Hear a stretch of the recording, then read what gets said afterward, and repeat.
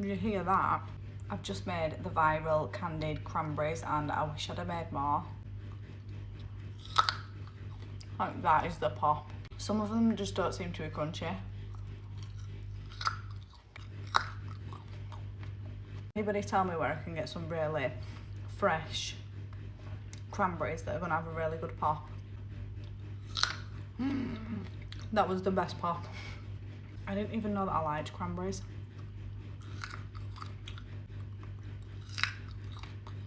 But the recipe calls for like soaking them for 12 hours, but I literally rinse these under the tap to wash them and then soak them in lemon juice for about 10 minutes. So they might be even better if you soak them, but I just did that.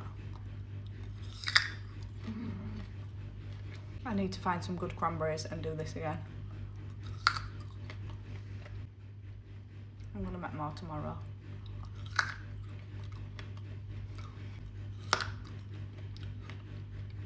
I didn't even know cranberries popped like that.